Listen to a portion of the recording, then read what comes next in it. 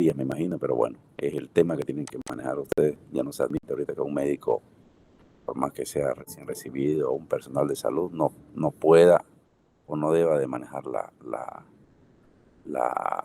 la asistencia respiratoria mecánica, ¿ya?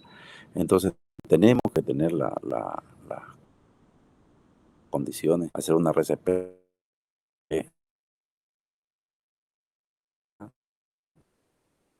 De RCP, ya le decía, es un tema que no necesariamente tienen que ser médicos, que manejarlo bien, hacerlo bien, ¿ya?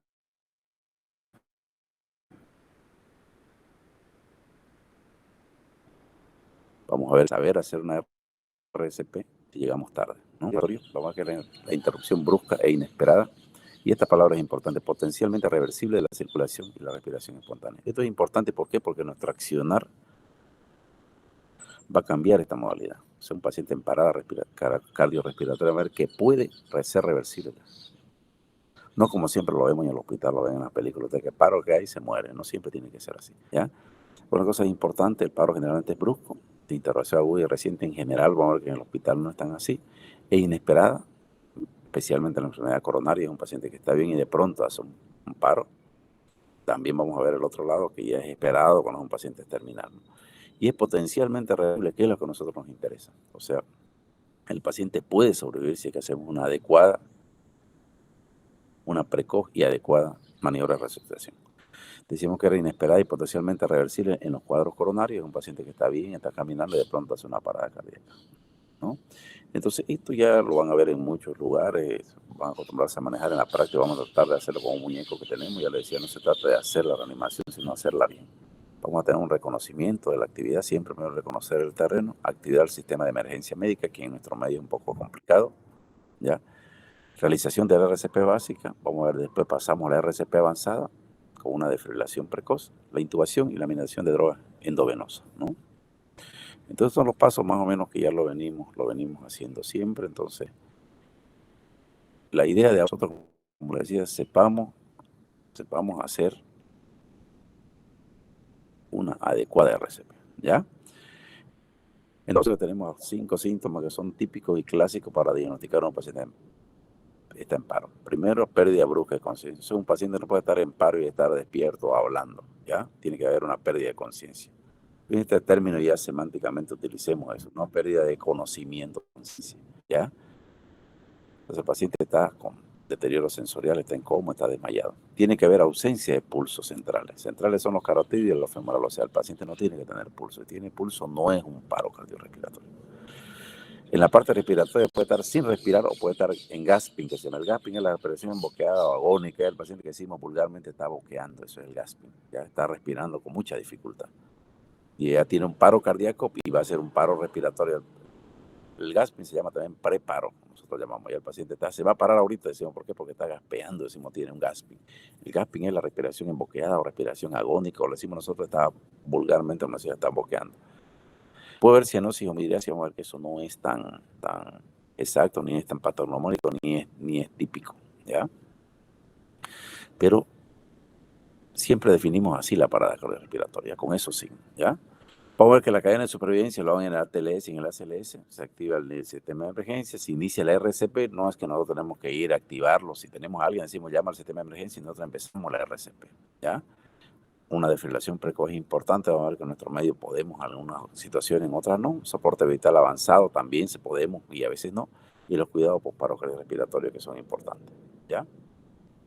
Entonces básicamente importantísimo conocer que la supervivencia inmediata a un paro cardíaco, fíjense, el 50% de los pacientes dentro del hospital, ya el 50% pueden sobrevivir, generalmente llegan a sobrevivir de una buena RCP. ¿En qué se basa una buena RCP o una buena reanimación cardiopulmonar? En el tiempo que sea precoz, antes de los 10 minutos, y que sea efectivo, sea bien hecha, que es nuestra idea de ahora, hacerla bien hecha, ¿ya? Y vamos a ver que el paro, cuando el paciente se para fuera del hospital, en la casa, en una laguna, en una piscina, las posibilidades de sobrevivir a un paro cardíaco son del 1 al 10%. ¿Por qué es más bajo? Por lo que hablábamos, es más bajo, ¿por qué? Porque no hay quien pueda reanimarlo adecuadamente a ese paciente. Ese es el problema, por eso es más bajo, ¿ya? Entonces, hasta que llega al hospital, fíjense, ya está pasando más de 10 minutos, 15 minutos, eso es importantísimo a definir. ¿De qué va a depender que un paciente sobreviva, un paciente que hizo un paro cardíaco? Va a depender de cuál fue la causa del paro. Vamos a ver ahorita, si fue fibrilación ventricular, va a ver que tiene más posibilidades de salir. Y esto es importante, el tiempo de paro inferior a los 20 minutos. En realidad tiene que ser inferior a los 10 minutos, ¿ya? Si el paciente, nosotros, por más que seamos recuperólogos, seamos intensivistas, cardiólogos especialistas en esto, si nosotros tardamos en reanimar más de 10 minutos, vamos a ver que las posibilidades de reanimación son mínimas. Mientras más precoz empecemos la maniobra, más posibilidades de sobrevida tiene este paciente. ¿Ya? Eso es importante, el tiempo. Y otra cosa que es importantísima es la efectividad de la RCP. O sea, de nada vale lo que decíamos al comienzo, que le hagamos rápida la reanimación. Si estemos ahí al ladito y se paró el paciente, estamos rápido, antes de un minuto, vamos, pero que la hagamos mal. Y al revés, de nada vale que sepamos, seamos expertos en hacer reanimación cardiopulmonar si llegamos después de los 10 o 15 minutos. ¿Ya? Entonces son cosas importantísimas que nos van a ayudar a definir qué hacer. ¿Ya? Entonces, vamos a definir la resucitación cardiopulmonar como el conjunto de maniobras realizadas para reemplazar la función cardíaca y respiratoria de una persona que está en paro. ¿Ya? El paciente está inconsciente y no respira o respira con anormalidad, está en gasping. ¿Para qué hacemos estas maniobras? Decíamos, o sea, la reanimación de la parte cardíaca y respiratoria. Ese es el objetivo. ¿Ya? Eso es lo que hacemos en la reanimación cardiopulmonar, como el nombre le indica, corazón y pulmón. ¿Ya? Con el objetivo de recuperar las funciones que antes ya había perdido el paciente. ¿Ya? Así lo definimos el paro y así actuamos en este paciente con paro cardíaco. ¿Ya? Entonces, cada minuto que pasa, fíjense lo importante que disminuye un 7, un 10%, metas ese número, 10% la probabilidad de tener éxito con la RCP. ¿Qué quiere decir? Si pasaron ustedes 5 minutos en actuar, tiene 50% de posibilidad. Si tardaron 6 minutos en reanimar desde que hizo el paro hasta que reanimaron, tiene el 60% de posibilidad de no salir. Tardaron 7 minutos, 70%. Tardaron 8, 80%. Si tardaron 10 minutos, casi 100% que ese paciente no va a salir. Entonces de aquí que ustedes tienen que intuir de que el paciente que hace una parada fuera de la casa, fuera del hospital, porque nadie lo reanima, ¿qué es lo que pasa? Lo suben a una camioneta, llaman a la ambulancia, hasta que llegue, siempre van a pasar más de 10 minutos. Entonces por eso es que es poco probable que ese paciente responda, no porque le hagan malas maniobras, sino por el tiempo que pasó. ¿Ya? Fíjense, aquí tenemos típicamente un paciente, una parada en la calle, en una laguna. ¿Quién de nosotros alguna vez no ha estado en un grupo donde ha habido un paro, que alguien hizo un paro cardíaco? Y lastimosamente, dos opciones. O la hacemos mal la reanimación, ya que es una, porque no estamos capacitados para eso, no nos instruyeron para eso, o que llegamos tarde para la reanimación. Aquí fíjense, un ejemplo típico, el paciente se paró, es nuestro amigo, un conocido, en la calle, ahí se reanima. No necesitamos equipamiento para reanimar. Al menos la RCP básica es la idea que yo quiero que ustedes aprendan, que en otros lugares esta RCP básica se llama, lo hacen a todo el personal, los maestros, los policías, los albañiles, todo el mundo debe saber hacer una reanimación cardiopulmonar básica. Y ese es el objetivo de esta clase. Tienen que saber por qué, porque estos van a tenerlo, el paro no está el cardiólogo al lado. Entonces ustedes tienen que saber reanimar. Eso es lo que tenemos que entender hoy día, ¿ya? Ahí en la calle hacemos una RCP básica, podemos salvarle la vida y ya, lógicamente, por supuesto, avisen para que venga una ambulancia, que venga alguien y nos ayude, ¿no? Pero básicamente eso, la ayuda no se debe retrasar, fíjense esa palabra. O sea, ser precoz rápido, no podemos salir a corriendo a buscar una ambulancia, a traer a alguien. Si estamos en el campo, vamos a estar bien fregados si estamos solitos, porque somos dos y no, ¿qué vamos a hacer para que venga alguien?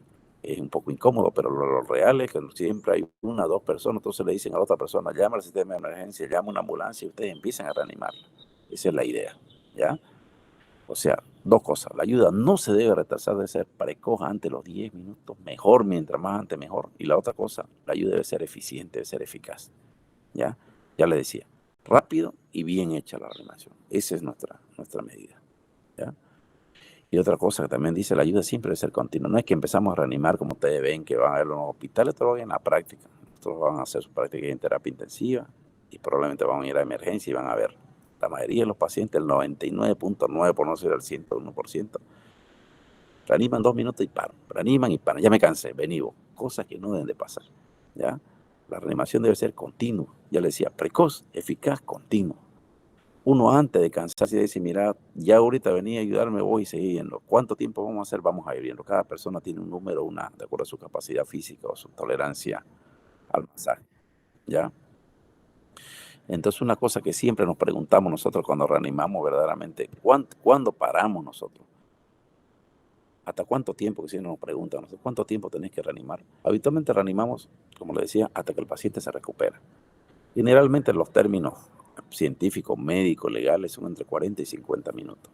¿Ya? Vamos a ver qué hay. Si es un niño, a veces nos quedamos una hora y media reanimándolo. O si vamos a ver también que hay casos donde el paciente es por congelamiento o por hipotermia, vamos a ver que tenemos más posibilidad de poder reanimarlo por más tiempo a ese paciente. ¿Ya?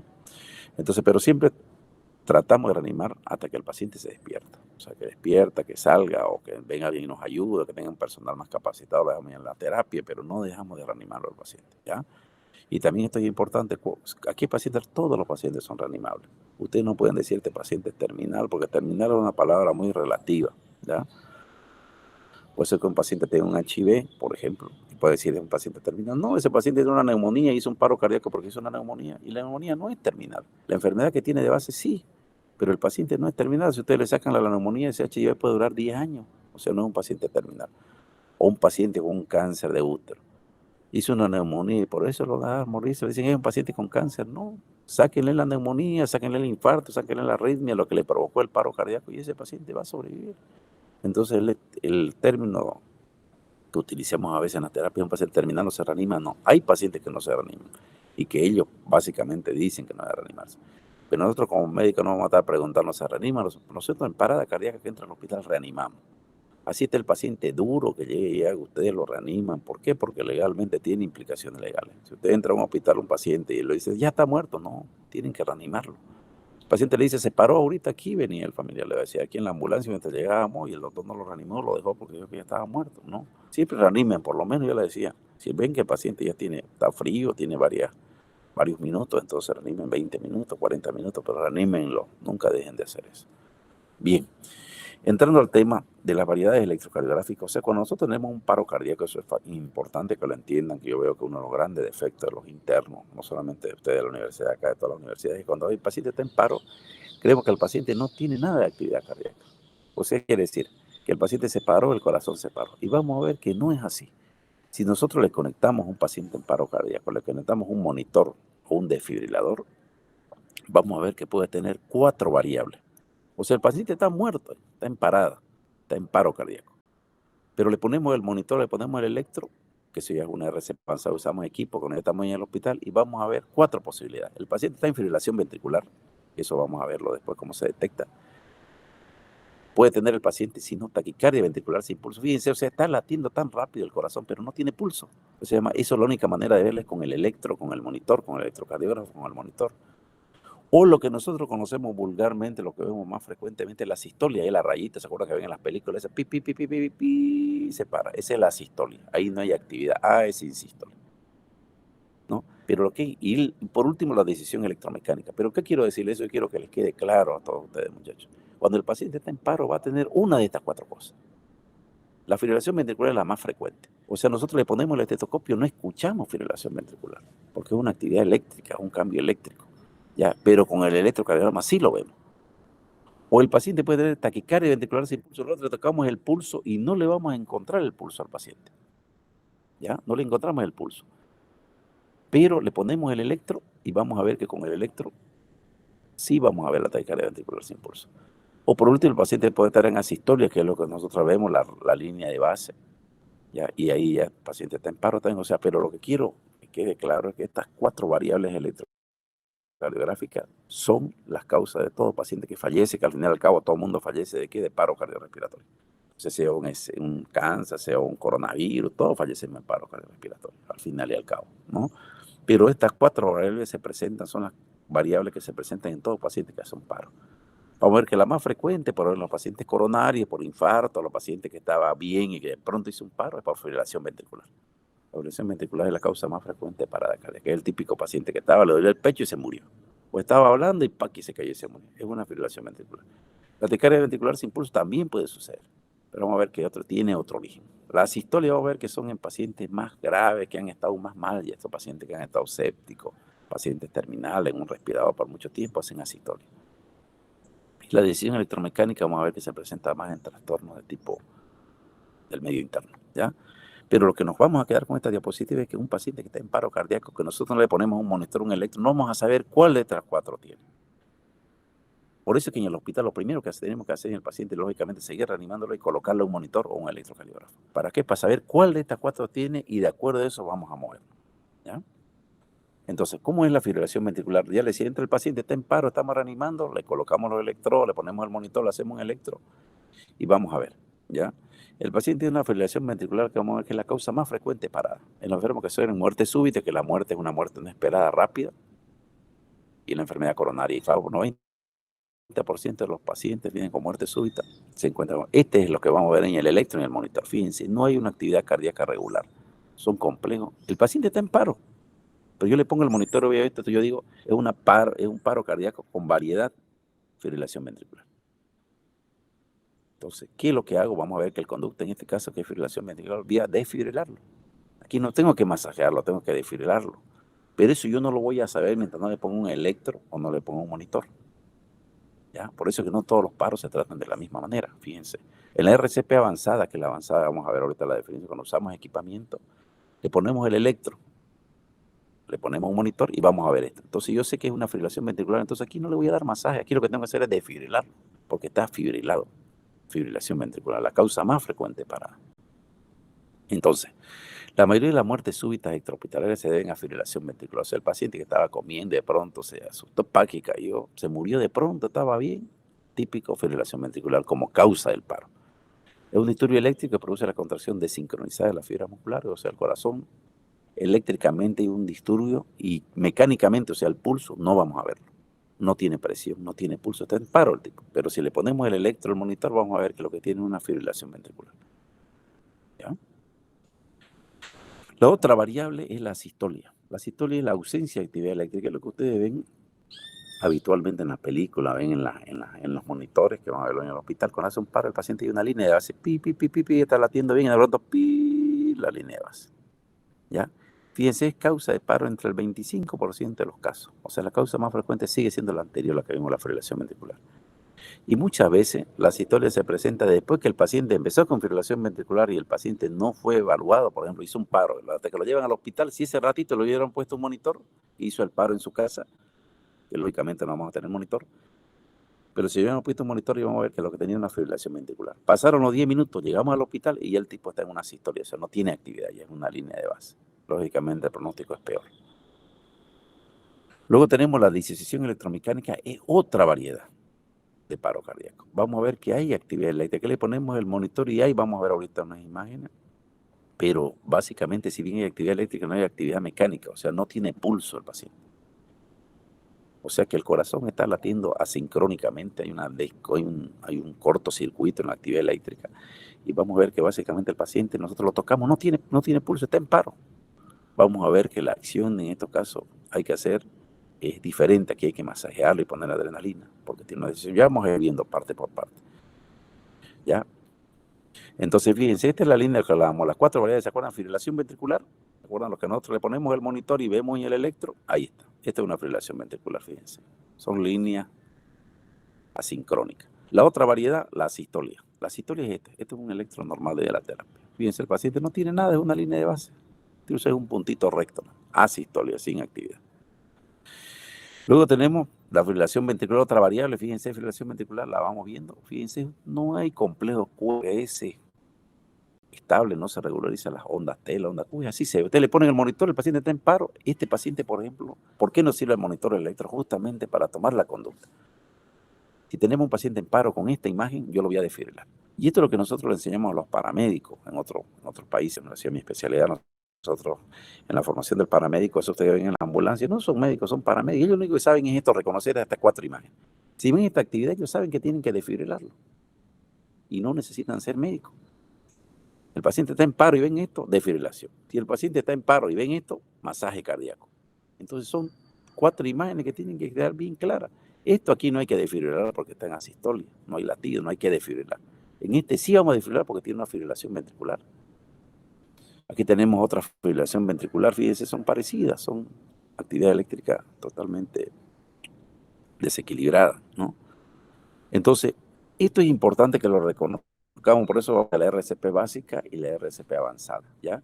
Es importante la RCP, decíamos, cuando hay un testigo con más de 2 personas, porque triplica la posibilidad de sobrevivir. ¿Por qué? Porque lógicamente de los 3 probablemente uno sepa hacer reanimación o uno va a ayudar y el otro va a ir a buscar la ambulancia.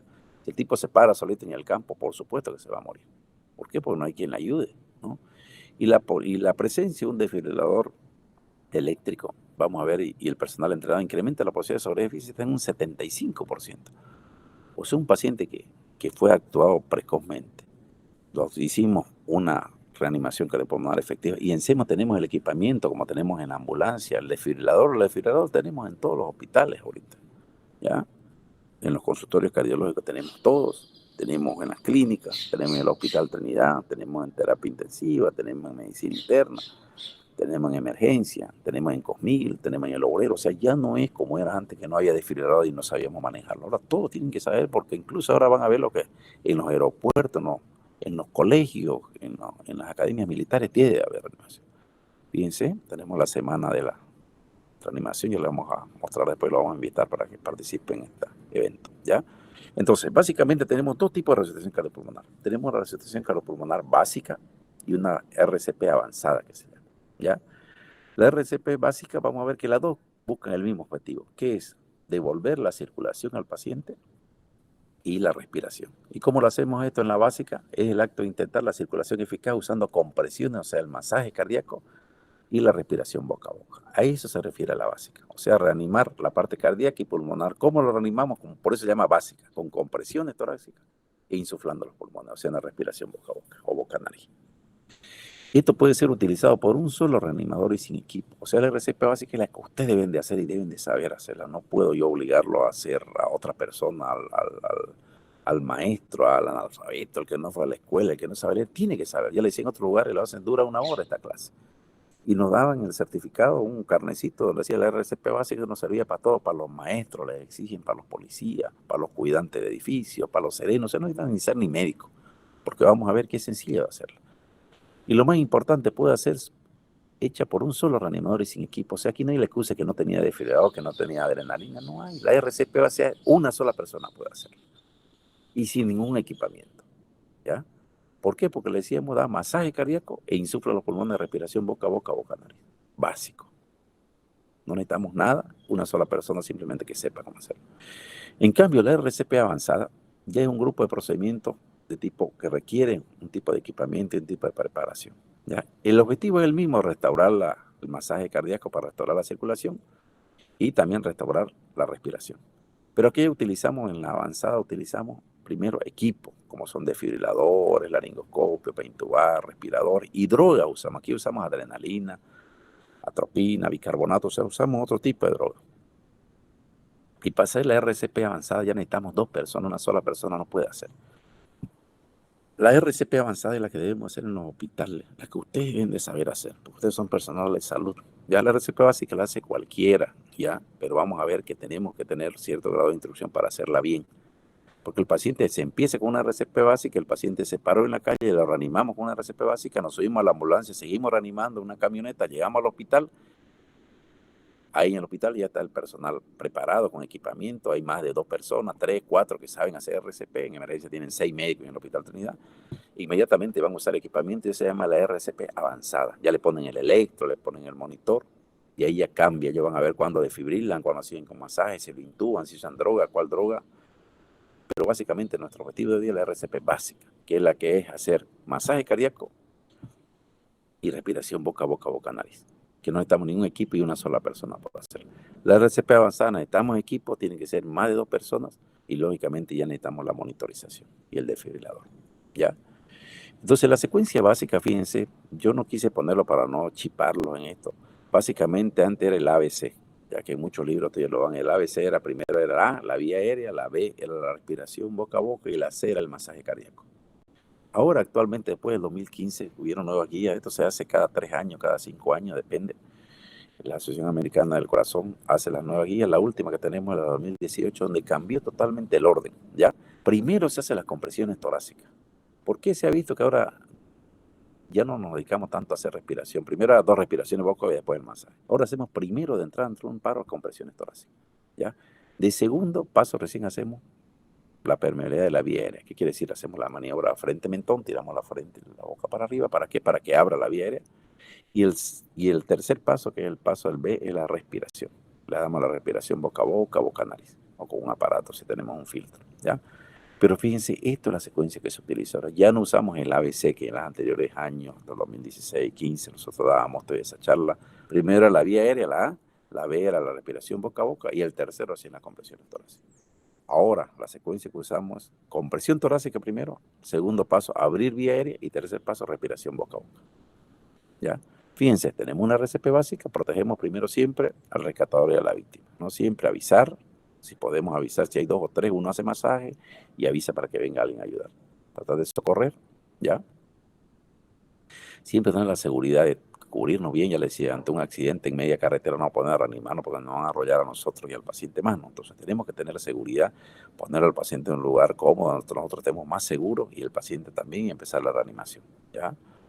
Fíjense, ver los lugares donde vamos a estar, hay que medir el peligro. No, no podemos ponernos en un edificio que se está cayendo a reanimar porque nos vamos a morir toditos, ¿no? O en un lugar donde haya mucho tránsito, haya mucha gente, sabemos que nosotros va a ser más peligroso. Tenemos que medir los riesgos que tiene todo esto. Entonces, primero decíamos que el paso número 1 era el masaje cardíaco externo. Entonces hacemos el masaje cardíaco externo, fíjense, aquí le vemos la imagen, vamos a ver la posición, ahorita vamos a ver siempre, nos ponemos en posición, el paciente está hinchado, que en la calle va a ser así, lo ponemos sobre una superficie dura, aquí es mejor la calle, el piso, y siempre ponemos al lado del paciente. Y lo importante, muchachos, fíjense, ahorita vamos a ver unas cosas que son básicas, que uno con verlo se da cuenta si están haciendo una reanimación adecuada o no. Siempre ustedes se ponen, fíjense, para empezar con los masajes, ponen una mano encima de la otra, depende de si son diestros o izquierdos, ¿ya? Y siempre los codos aquí, que no se ve bien, los codos no están rectos. Y lo que tienen que apoyar es el peso, no su peso, no la fuerza de su brazo, el peso de su cuerpo acá. Entonces se ponen bien, con los brazos rectos en 90 grados, vamos a ver, y empujan el cuerpo. Y así se van a hacer el masaje cardíaco efectivo. ¿Ya? Pero siempre, entonces primero no vamos a masajear a un tipo que está durmiendo, un tipo que no está en paro. Primero tenemos que confirmar que está en paro. Primero decíamos que cuál es el signo del paro, el primero la pérdida de conciencia. Entonces el paciente está inconsciente. Si el paciente habla, le decimos, oiga, ¿cómo está? Y no es sí, entonces no está en paro, lo ponemos a un costado y se soluciona. ¿Ya? Porque el paciente respondió, sabemos que no está en parada cardiorrespiratoria. ¿Ya? Pero si el paciente, vamos a ver, no responde, entonces inmediatamente tiene mucha posibilidad de tener un paro cardíaco. Entonces vemos si el paciente le tocamos el pulso y vemos si respira o no respira. Si no tiene pulso y no respira, inmediatamente empezamos con la maniobra de resucitación. Fíjense, típicamente hablamos, señor, ¿qué le pasa? ¿No? Si el paciente no responde, lo ponemos de un costadito para que no se broncoaspire y acaba la película. ¿Ya? Si el paciente no responde, inmediatamente le tocamos los pulsos y vemos si respira o no respira. Tocamos el pulso carotídeo y vemos si tiene respiración o no respira. Si no respira y no tiene pulso, está en parada cardíaca ese paciente, hay que empezar la maniobra de resucitación. No responde lo que hablábamos, active el sistema de emergencia médica. Si usted no está solo, señale y ordene. Ustedes siempre son las personal de salud el que maneja el equipo de parada. Entonces le dicen, usted, don Carlos, llame al 111, llama a los bomberos. Usted, don tal, llame a tal cosa. Usted vaya y tráigame lo que ustedes mandan. ¿Ya? Siempre el personal que tiene más experiencia es el que debe manejar esto. Entonces, si el paciente, decimos que el paciente le hablamos, no responde, el paso 2 miramos primero si tiene pulso o no tiene. El pulso lo verificamos siempre en la arteria carótida, en el cuello. Si no tiene pulso en la carótida o en la femoral, más que todo en la carótida, ya no buscamos la femoral, en los nuevos consensos que tenemos de 2018 para adelante, el pulso que buscamos es el carótido. Antes buscábamos femoral acá abajo en el fémur o buscábamos el radial. Ahora se busca solamente en el carótido y no se espera mucho. Eso en 2-3 segundos. Si ustedes no tocan pulso, listo. Empezamos la RCP. No tiene pulso, el paciente está en paro cardíaco. ¿Ya? Entonces, si no se detecta pulso, inmediatamente iniciamos las compresiones torácicas, ¿no? Entonces, el paciente no responde, decíamos, uno, está en coma, le hablamos, no responde. Segundo lugar, le tocamos el pulso, no detectamos si tiene o no tiene pulso. No tiene pulso, inmediatamente empezamos con la maniobra de resucitación, ¿no? Ese es el paso, ese es el algoritmo a seguir, ¿ya? Tocamos pulso, no tiene pulso, e inmediatamente empezamos con la maniobra, iniciamos las compresiones torácicas. Entonces no nos olvidemos, muchachos, esto a veces yo le digo es, Muchos han llevado ya en primero o segundo año todo RCP y han visto la antigua guía que era el ABC. Ahora no detectamos pulso, empezamos. El primer paso número 1 es el masaje cardíaco externo o compresiones torácicas. Ese es el paso 1 ante un paro cardíaco. Ya no es el ABC, la vía aérea, la respiración y el último la circulación. Primero es empezar la circulación. ¿Y cómo lo empezamos? Con el masaje cardíaco externo o compresiones torácicas. Fíjense, ¿dónde colocamos la mano? Fíjense, otra cosa importante. No necesita ser médico, ni cardiólogo, ni nada. Colocamos donde termina el apéndice cifoide, ya donde termina el esternón. Aquí en la punta tenemos el huesito que es el apéndice cifoide. O si no, en la línea entre las dos tetas, entre las dos tetillas. ¿Ya? Para no pelar, no están midiendo. Ahí ponen directamente el brazo entre las dos mamilas o tetillas, o donde termina el apéndice cifoide. Colocamos el talón de la mano. No hay estilo para masajear, muchachos. Ya eso es otra cosa que yo lo veo siempre en la reanimación, allá en la terapia van a verlo. No hay estilo que yo masajeo con la izquierda, que me pongo de un costado, que yo de derecha, me pongo de perfil. No hay una sola, este es estandarizado. Y lo que no se hace así está mal hecho, ¿ya? Entonces, se ponen para empezar las compresiones el talón de la mano, fíjense, una mano encima de la otra, ¿ya? Ponen la mano más fuerte arriba, por lo que son diestros, ponen la izquierda abajo y la derecha arriba para empujar, ¿ya? ¿Y dónde la colocan? Donde está el apéndice cifoide o entre las dos tetillas, las dos mamillas, ¿ya? Entonces, nivel de la rodilla. Entonces, ¿cómo hacemos? Fíjense, esta es la posición correcta, ¿ya? Fíjense aquí, me gustaba mostrarle en la práctica con los muñecos, pero básicamente se ponen a un costado si está en el suelo el paciente, se ponen de rodilla, y los brazos, fíjense los brazos rectos, ángulo de 90 grados. No hay que un codo doblado, que yo masajeo con el brazo así, nada. Si ustedes ven un paciente, un médico que está masajeándolo y dobla los brazos como haciendo ejercicio, eso está mal hecho. Y eso no es que yo lo digo, son estándares internacionales. Con el brazo y se apoya el cuerpo, el peso del cuerpo sobre los brazos. ¿Por qué? Porque así no se van a cansar, aunque no tengan fuerza en los brazos. El peso de su cuerpo es el que va a masajearlo. Esa es la idea. No que hagan flexiones con el brazo doblándolo. El brazo tiene que estar recto y apoyen el brazo, peso de su cuerpo. ¿Ya? Los diestros colocan el talón de la mano derecha contra el pecho, se ponen la mano y encima la izquierda. Y lo izquierdo al revés. ¿Ya? Entonces, esa es la manera de reanimar. Posición recta entre las dos tetillas o donde termina el apéndice cifoide, dos dedos arriba, no hay diferencia. Y empiezan el masaje con las manos rectas. Fíjense los brazos rectos, 90 grados. Y apoyamos el peso del cuerpo, no del brazo. No flexionamos los brazos. Los brazos son rectos. Otra cosa importante, antes decíamos en las anteriores versiones, hacíamos entre 70 a 90 por minuto, hasta 100. Ahora las nuevas recomendaciones son hacer por lo menos 100 veces por minuto. O sea, masajear rápido. Te das cuenta, 1, 2, 3, 4, 5, 6, 100 por minuto por lo menos. ¿Ya? Vamos masajeando. Si tenemos nosotros, ¿ya? Si tenemos un colaborador, ahora fíjense las cosas que han cambiado. Antes hacíamos 30 compresiones y 2 respiraciones de boca. O sea, hacíamos 30 masajes y le damos 2 respiraciones de boca. 30 masajes. Ahora ya no se hace esto. Ahora se hacen directamente, ustedes hacen sus 100 compresiones por minuto y si quieren no le den respiración boca a boca, no importa hasta que llegue alguien y ayuda. ¿Por qué se ha visto esto? Primero por el riesgo de la infección y segundo lugar porque se ha visto que mientras más tiempo pierden ustedes dejando de masajear para hacerle respiración boca a boca, esos son estudios que se han hecho en lugares de showroom, de paro cardíaco, y se ha visto que mientras más tiempo tardan haciendo la respiración, más posibilidad de que el paciente se muera. Entonces, masaje cardíaco. No importa si no quieren hacer respiración boca a boca, hagan el masaje hasta que venga alguien y les ayude con la parte respiratoria. ¿Ya? Entonces, veíamos 30 compresiones torácicas, que es lo que nos indicaban. Fíjense dónde ponemos entre las dos tetillas, aquí en la mano. ¿Ya? Fíjense la posición, los codos rectos siempre. Ya recto, no, fíjense una mano encima de la otra. Fíjense cómo debe estar la mano, si nosotros vemos un corte sagital, cómo empujamos el esternón y está el corazón. La idea es agarrarlo al corazón entre el esternón y la columna vertebral. Entonces comprimimos, fíjense cómo comprimimos con una bomba, apretamos y largamos y va a chupar. La compresión, fíjense, lo agarramos entre dos lugares. O no se masajea al lado izquierdo como he visto uno, o no se masajea más arriba. Se hace en medio, ¿por qué? Porque la idea es agarrarlo el corazón entre el esternón y la columna vertebral. Hay un mecanismo de bomba, apretamos, absorbe. Largamos, insufla, ¿no? Hay un mecanismo de bomba. Fíjense, vamos a ver por qué se hace eso. ¿Para qué hacemos el masaje cardíaco? Le damos más importancia al masaje. Porque cuando haciendo masaje vamos a aumentar o mantener una presión de perfusión coronaria sobre el corazón que pueda responder.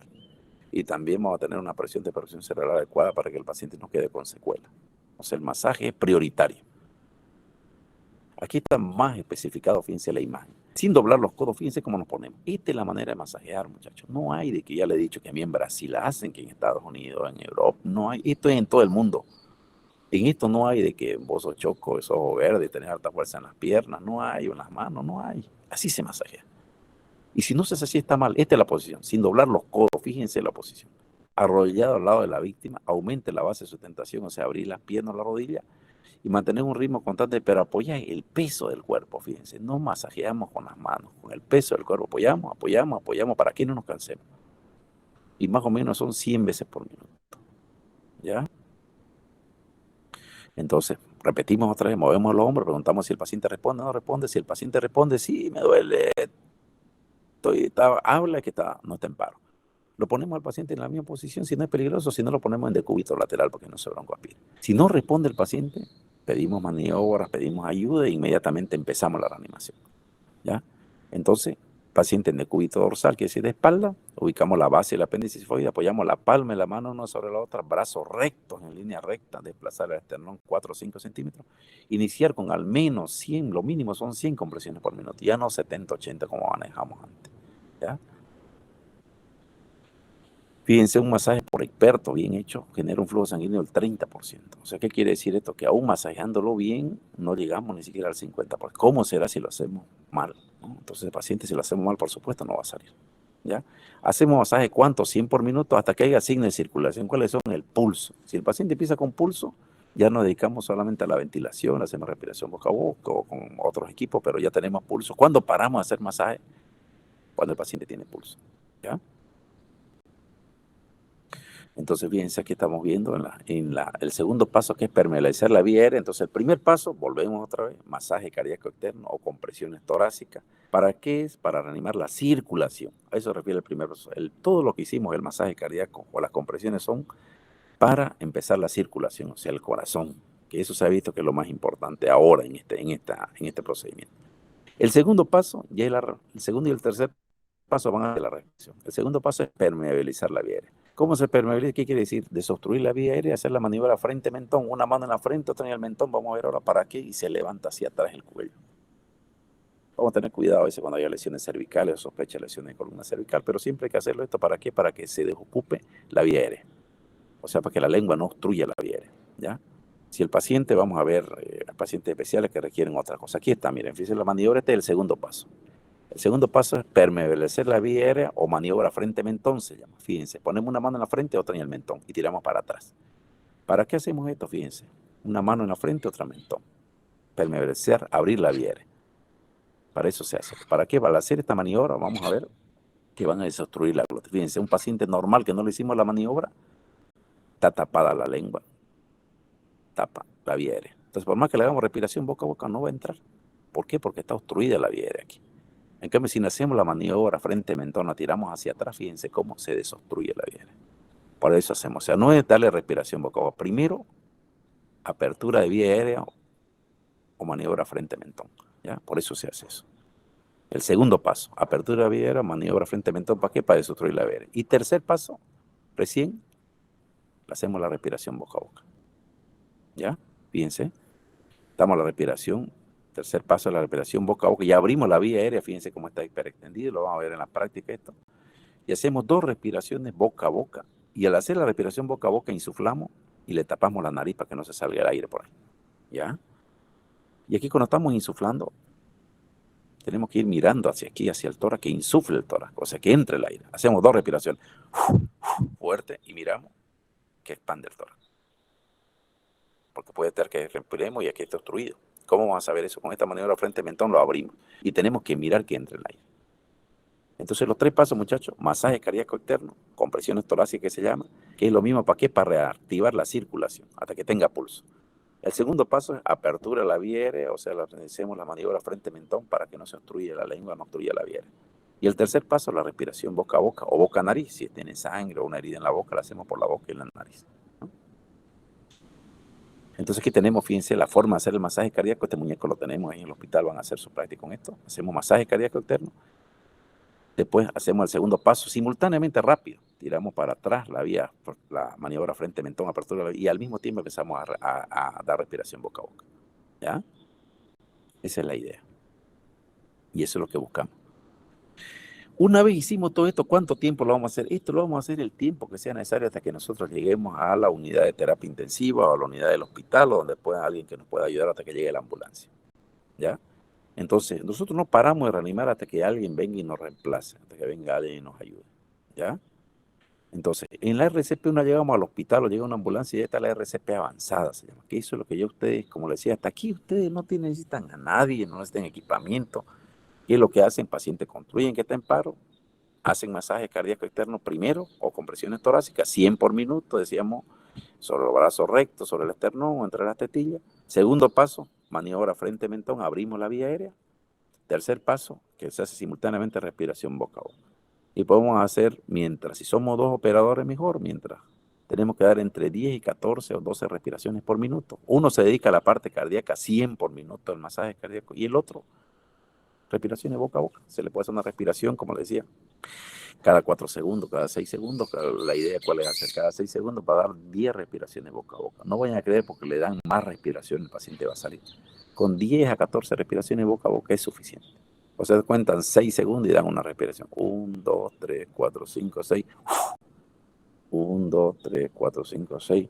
Otra respiración. Mientras el del corazón ese no para. Se van de siempre. Cuando se está cansando, dice, me estoy cansando, ya no viene otro y está. No es que me cansé y para y viene otro. No. Tiene que estar ya preparado el otro para no parar. Tiene que ser continua la reanimación. ¿Ya? Entonces, en la RCP avanzada decíamos, ya lo hacemos en el hospital, lo hacemos con equipamiento. Ya hay personal entrenado y necesita más de 2 personas.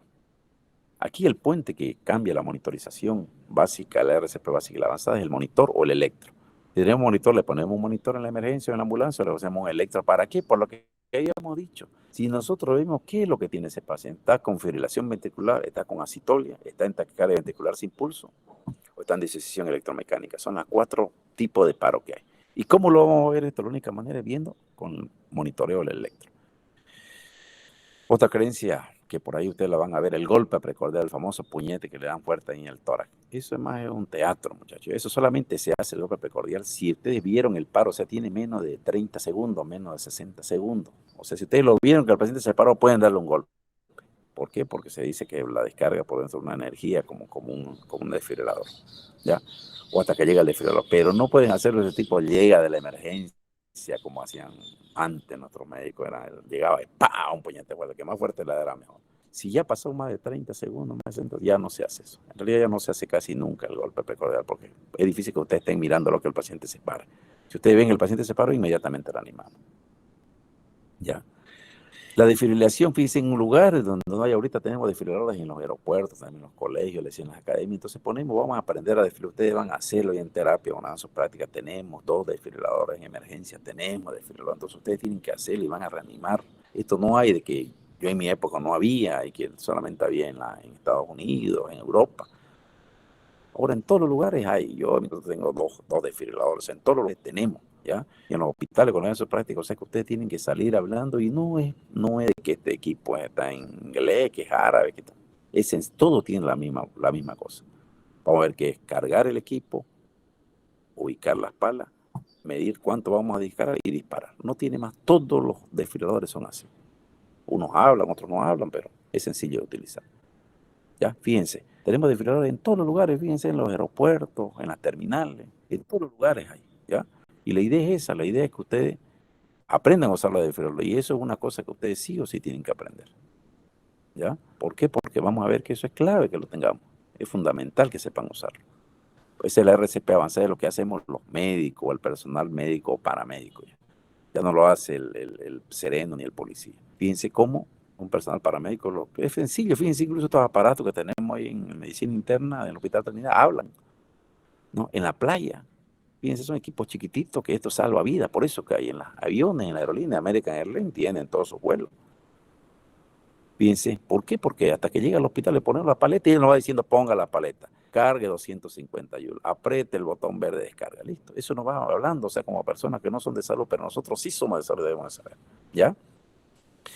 Entonces, muchachos, la RCP, las compresiones es lo primero, El segundo es la ventilación, pero antes de la ventilación, lo decíamos antes de la respiración boca a boca, ¿qué tenemos que hacer? El paso previo, que es casi simultáneo, es al mismo tiempo, es la apertura de la vía aérea, o sea, la maniobra frente-mentón. Abrimos, tiramos para atrás el cuello y empezamos a hacer la respiración boca a boca. Y después ya venimos la desfibrilación, que ya equivale a esto ya, aquí estamos equipamiento, o usamos ya otro tipo de droga, que vamos a ver que eso ya se hace en una RCP ya avanzada. ¿Ya? Bien, muchachos. Entonces, en droga no quiero hablar mucho de droga, vamos a ver que la única droga que usamos nosotros es la adrenalina. La única droga que ha demostrado que es efectiva en una parada cardiorrespiratoria es la adrenalina. Y se usa, vamos a ver, una bien ampolla, ustedes saben, la adrenalina viene en diluciones altas, ¿no? Usamos habitualmente 1 miligramo endovenoso en push cada 3 o 5 minutos. Uno vaya cuando estamos en el hospital, uno masajea y el otro está haciendo adrenalina cada 3 minutos y ponemos el monitor. Y miramos, a los 3 minutos de reanimación, miramos qué pasó. El paciente está en fibrilación ventricular, desfibrilamos. El paciente está en asistolia, masaje cardíaco y otra vez otra adrenalina, cada 3, 5. Seguimos con el masaje. A los 3 minutos otra vez, para un ratito, miramos. ¿Qué pasó? Está en masaje, está en fibrilación ventricular, desfibrilamos. Está en asistolia, adrenalina. O sea, la adrenalina se usa tanto por vía endovenosa como por tubo transtraqueal, vamos a verlo, ¿ya? Fíjense, la vía, 3 palabritas para que terminemos rápido, muchachos. Dentro de las drogas, cuando tenemos un paciente en paro, esta es una cuestión que ustedes tienen que saberlo por las enfermeras y por el personal que manejan. La vía venosa ideal es una vía supradiafragmática, quiere decir arriba del diafragma antecubital, o sea, en el brazo, el antebrazo. No es urgente en estos casos hacer una vía central, que nosotros vamos a ver que lo hacemos en terapia intensiva, hacer un catéter en la vía yugular o en la vía subclavia. Siempre pónganle una vía ahí rápido, un abocado grueso y corto, el más que puedan, en el antebrazo. Esa es la mejor vía para un paciente en paro. Después, imponer, si le ponemos adrenalina por una ampolla de adrenalina, siempre cualquier droga que le pongan endovenoso, ese paciente está en paro.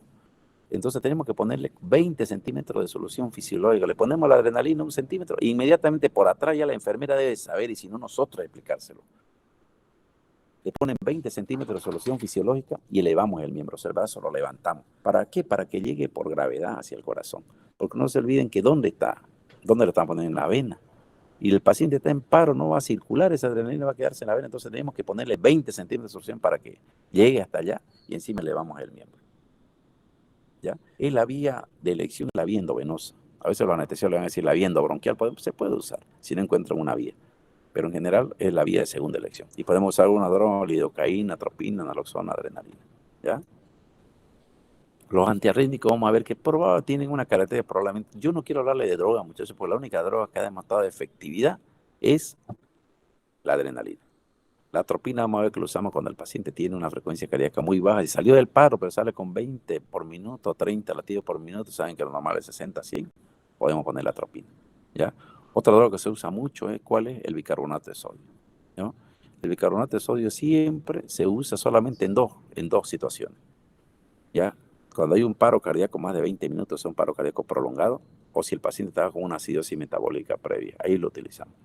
O sea, quiere decir, no es en todos los paros como a mí me enseñaron, por eso yo quiero que eso cambien ustedes. Nos manejamos de acuerdo a lo que vemos en el monitor, no es de que antes, ¿cómo hacíamos nosotros en la nación? Adrenalina, atropina, bicarbonato, sin ver qué es lo que pasaba. Entonces, ¿cuándo usamos adrenalina? Si el paciente está en asistolia, no tiene actividad cardíaca. Y masaje. Seguimos dando adrenalina y masaje cardíaco. Adrenalina y masaje. Ponemos el monitor y vamos viendo. Si el paciente le ponemos adrenalina hasta que el paciente fibrila. Una vez el paciente fibriló, vamos a ver en el electro, ahí desfibrilamos. Así se actúa. ¿Ya? Primero, si el nombre indica, si es desfibrilar. Si el paciente no está fibrilado, no nos sirve. ¿Ya? Entonces, primero masaje cardíaco, adrenalina. Masaje cardíaco, adrenalina. El paciente ya, doctor, ya salió de la asistolia, estamos mirando. Está en fibrilación ventricular, ahí lo desfibrilamos. Bicarbonato no le ponemos bicarbonato que no pasaron por lo menos 20 minutos de un paro cardíaco prolongado o el paciente estaba con acidosis previa. Ahí le podemos poner. Entonces no utilizamos ya las drogas a ojo, por eso es que no salían los pacientes. Y aquí está el algoritmo, que es este algoritmo es universal, muchachos. Este es el que se usa en todo el mundo, no es que nosotros, eso se lo voy a pasar después a su compañero para que se lo dé. Pero esto siempre, ¿cómo iniciamos la RCP? ¿Ya? Esta es la RCP que hicimos antes, fíjense. Antes de la RCP básica, esto ya es RCP avanzada. La RCP básica, ¿qué decíamos? Masaje cardíaco externo primero. Segundo, apertura de la vía aérea, maniobra frente menor. Tercero, respiración boca a boca. Repetimos, masaje cardíaco externo, apertura de vía aérea, respiración boca a boca. ¿Hasta cuándo? Hasta que llegamos al hospital, hasta que llega una ambulancia, hasta que llega un médico. Llega la ambulancia, llega al hospital, ya llega con su desfibrilador, su monitor, le pone el monitor y ahí vamos a ver.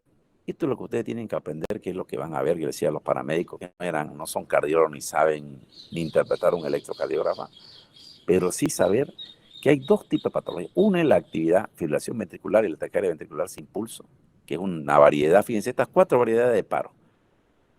La actividad, la taquicardia ventricular sin pulso, la fibrilación ventricular, que van a ver en el electro, ¿cómo lo van a ver?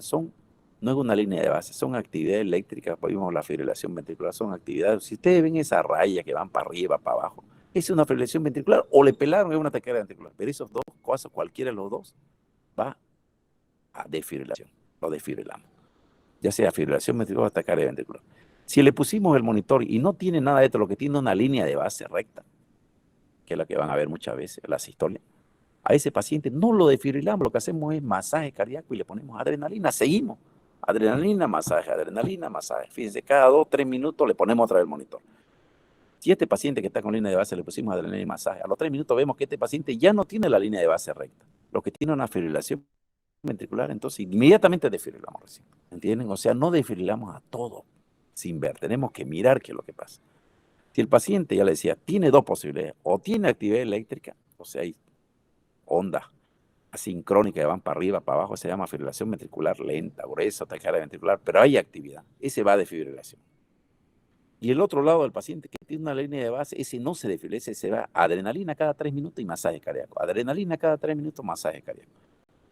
Y de acuerdo a eso vamos a ver, miramos el monitor a los 3 minutos otra vez. Si con la adrenalina y el masaje cardíaco el paciente pasó a fibrilación ventricular, entonces lo desfibrilamos. ¿Ya?